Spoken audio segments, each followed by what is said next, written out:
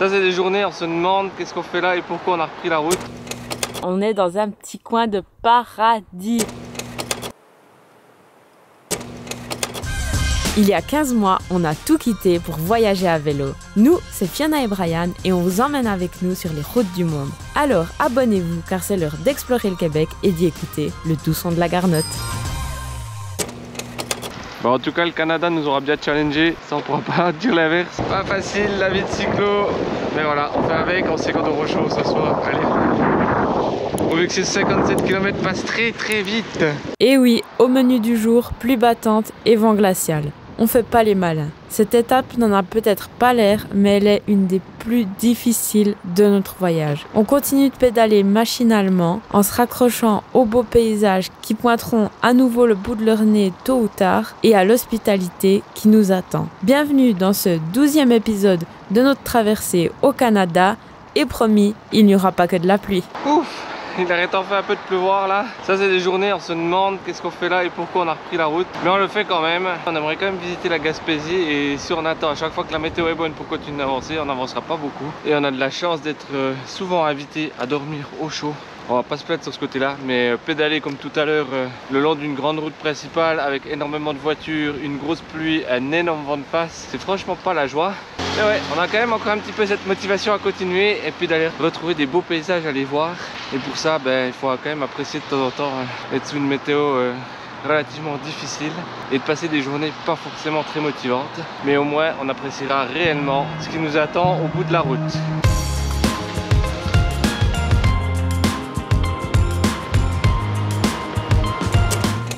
C'est complètement fou, on vient de faire 60 km sous la pluie avec un vent de face. Pouh, ça faisait longtemps que c'était pas arrivé, franchement. C'était intense comme journée, c'était long. À la fin, moi je dois avouer que j'en avais marre. Heureusement, Brian a gardé le moral. On est resté motivés. Ce qui nous a réconforté, c'était le dîner. On a trouvé une petite épicerie pour aller manger à 13h où on a bien repris des forces et on a continué ici. Et ce qui est complètement dingue, c'est qu'on est actuellement chez des inconnus qui ne sont pas encore là. On a pu utiliser leur douche d'extérieur et là ça va tellement mieux. On est emmitouflés dans des habits secs parce que je vous raconte pas comme on était trempés de la tête aux pieds jusqu'à l'os. C'est tellement désagréable. Et là, on a pris une douche bouillante. Oh, ça me fait trop du bien. Et c'est complètement fou parce qu'on est ici grâce à un warm shower qu'on a rencontré il y a 2 semaines et qui nous a mis en contact avec des autres amis à lui. On sait pas du tout qui c'est. On va les rencontrer dans environ 1 heure. Ils devraient rentrer. Ça fait trop plaisir. Des journées comme ça, c'est vraiment pas facile. Mais quand on sait qu'on va dormir au chaud et qu'il y a des gens qui nous ouvrent leurs portes, ça vaut toutes les journées pluvieuses du monde. On va reprendre des forces, la polaire, la doudoune et on va les attendre sagement. C'est une nouvelle magnifique rencontre que nous faisons avec cette famille nombreuse. On ne pouvait pas mieux tomber après une si rude journée. Merci à vous 6 de nous avoir précieusement accueillis dans votre quotidien. C'est reposé, propre et sec que nous reprenons la route. Et heureusement, car la météo n'est pas tout de suite prête à nous faire de cadeaux.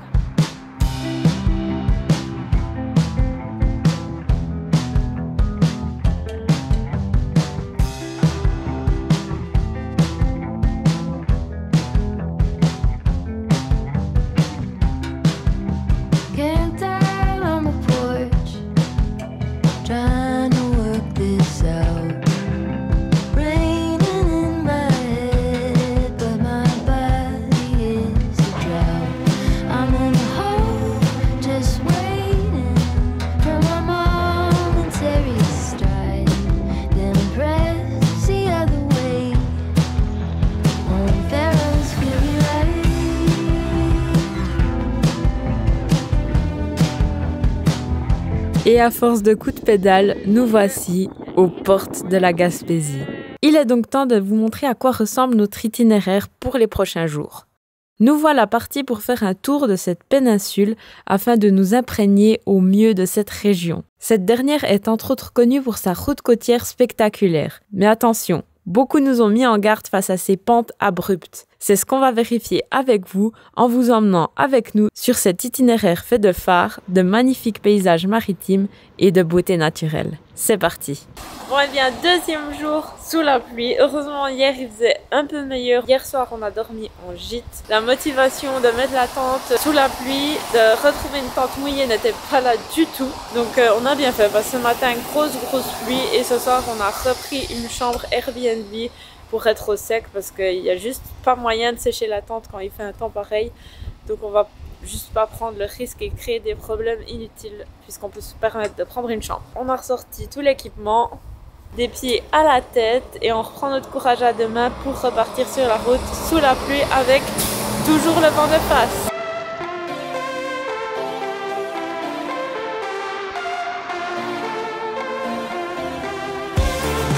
C'est cool la Gaspésie, petit loup? Ils sont tous ici, vous verrez. La Gaspésie, c'est magnifique.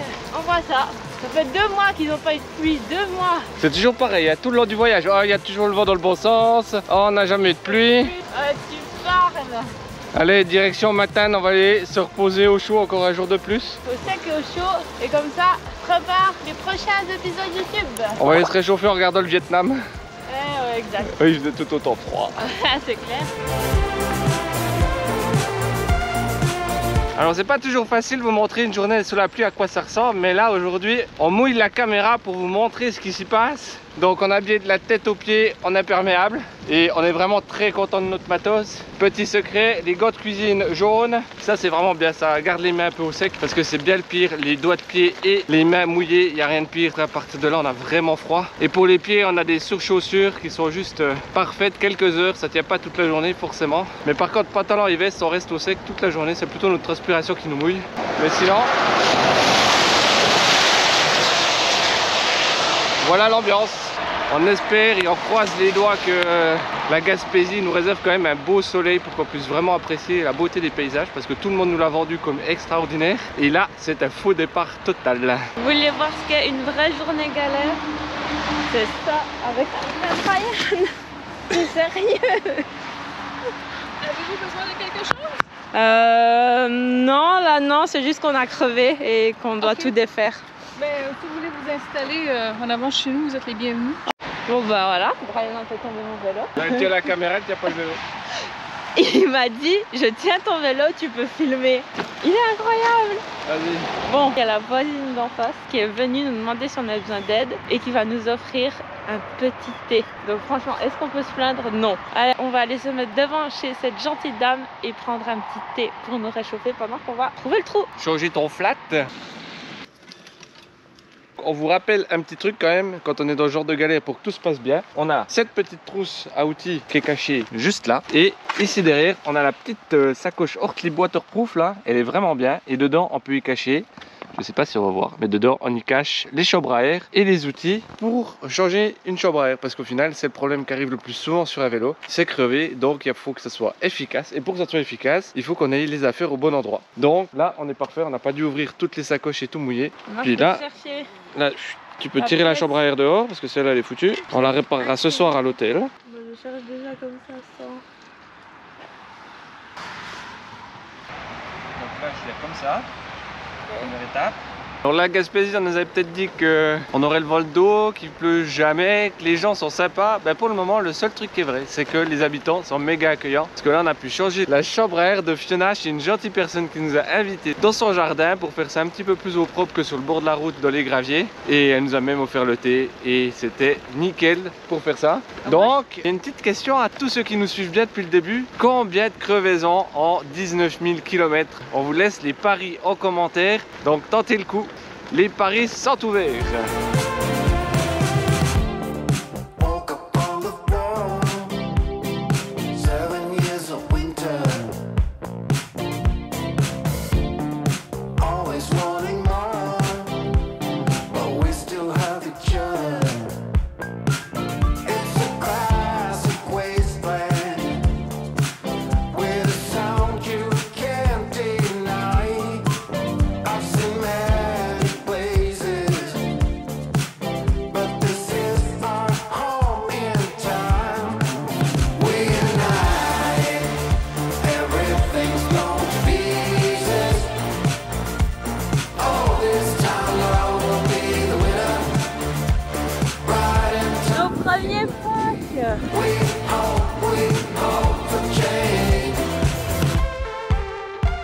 Troisième jour en Gaspésie et on vous laisse deviner quoi, le soleil n'est toujours pas là. La Gaspésie c'est beau? C'est beau, c'est beau. Bah écoute, le plus beau que j'ai vu de la Gaspésie c'était hier soir quand tu allais rechercher ton trépied. Hier on a réussi à perdre le trépied de l'appareil photo à 15 km d'ici, du coup j'ai dû faire un aller-retour. Je savais même pas où il était. Et franchement on a croisé les doigts pour qu'il soit vraiment à 15 km d'ici pour que ça fasse 30 km. On a regardé les rushs de la GoPro.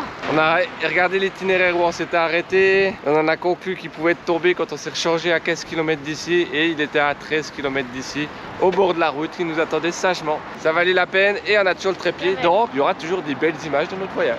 Allez, direction Bâle Nord. Monday morning blues. I open my eyes and I'm greeted by a cute little smile. The world is new with you by my side. Everything is beautiful. Tuesday afternoon, I'm calling you home just to hear your voice on the phone. I think of you and I'm not alone.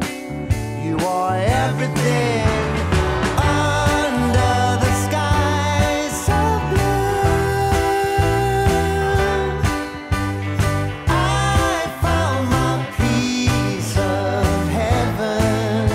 Ça y est, il est là, il est revenu, le soleil tant attendu est là ce matin, malgré de la pluie hier soir et cette nuit. On s'est réveillé avec la tente trempée, mais cette fois c'est bon, c'est ciel bleu, c'est soleil et on est ultra motivé de reprendre la route et d'enfin découvrir cette vraie Gaspésie qu'on nous avait tant parlé. Ça se voit sur ton sourire. Ça se voit? Ouais, ça se voit. On est trop motivés. Oh, ça fait tellement du bien. 5 Allez. prochains jours, on devrait profiter un max donc. Ça va envoyer du lourd et on vous emmène avec nous découvrir la Gaspésie.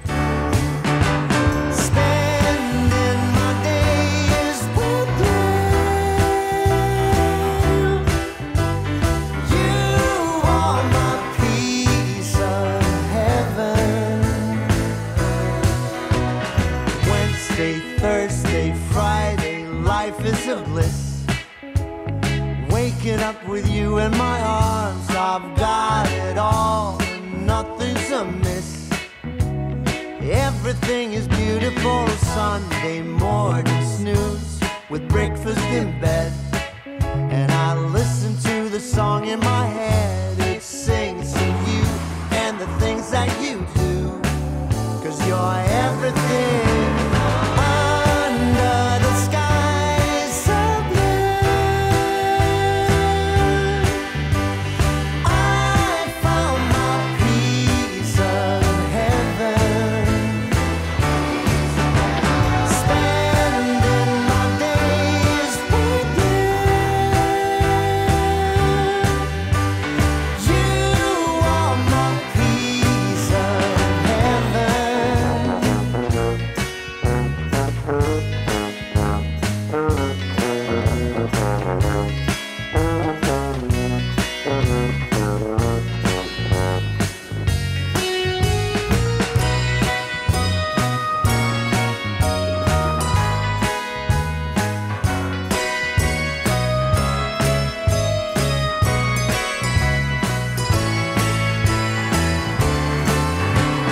Under the sky so blue, I found my piece of heaven. Spending my days with you. You are my piece of heaven. Ce matin, on se réveille à côté du phare sur une magnifique côte. Et qui c'est qui nous réveille ce matin en plus du soleil?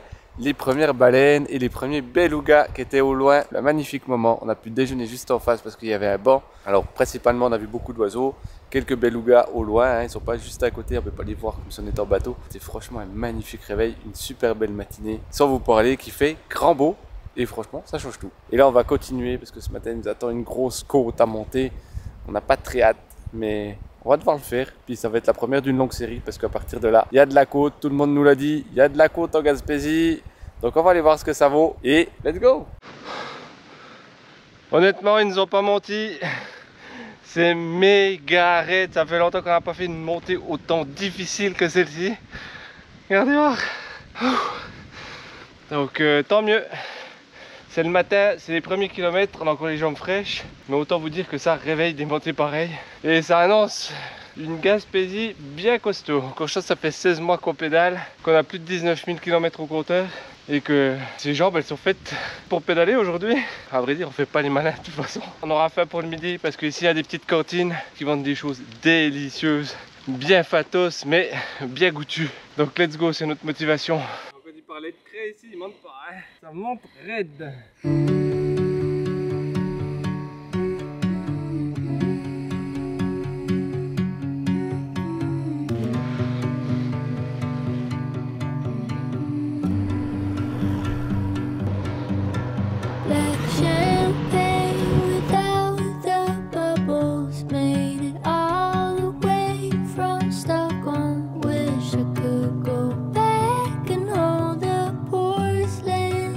Aujourd'hui, on vous emmène au casse-croûte. On appelle aussi cantine ici au Québec. Alors, je veux pas me faire des ennemis, mais je dirais que c'est un espèce de fast-food typiquement québécois. C'est des petites baraques un peu comme nous, on aurait peut-être la baraque à frites en Europe. Ici, c'est la baraque avec beaucoup d'autres spécialités typiquement québécoise. Donc évidemment la poutine, mais pas que. Il y a aussi la guédille aux crevettes ou au homard. C'est une espèce de hot dog accompagné de frites bien souvent ou alors de poutine. C'est délicieux. Donc là, on s'en est trouvé une en bord de mer. On a la vue sur l'océan. On va manger nos guédilles, crevettes, homards en face d'un paysage magnifique. On ne pouvait pas rêver mieux. Ça, c'est un truc vraiment typique d'ici. Si vous venez en Gaspésie et au Québec, ben, franchement, vous devez aller manger dans un casse-croûte ou dans une cantine et goûter les guédilles et les poutines, bien sûr. Et puis, ben, ici, ils font même des poutines crevettes ou des poutines homards. Ça vaut la peine de tester. Bon appétit. Oh, délicieux. Ouais.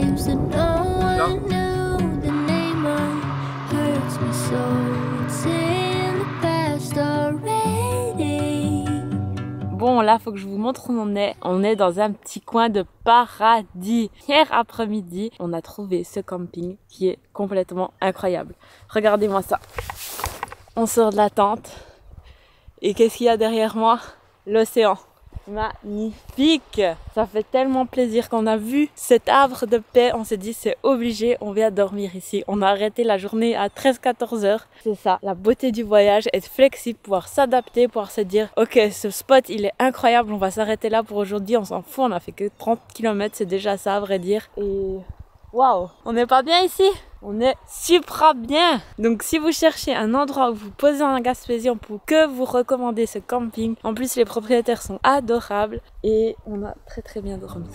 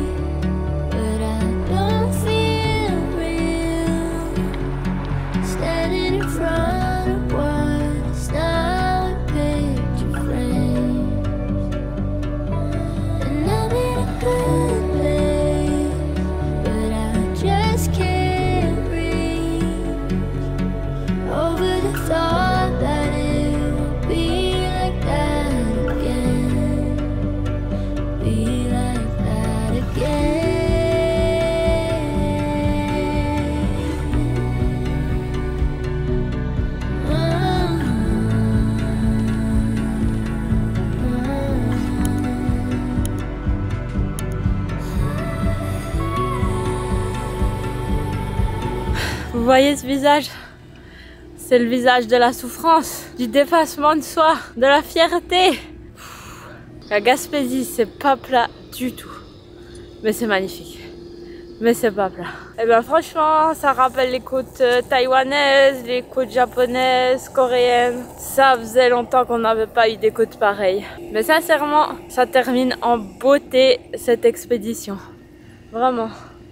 même si on y laisse quelques gouttes de sueur. La Gaspésie ne se laisse pas apprivoiser et on l'apprend à la force de notre mental et de notre physique. Alors on se félicite comme il se doit dans une bonne microbrasserie et on trinque à cette première partie gaspésienne avant de continuer vers le parc national de Forillon et le point le plus à l'est de notre voyage. On vous donne donc rendez-vous dimanche prochain pour la suite de nos aventures sur ces montagnes russes.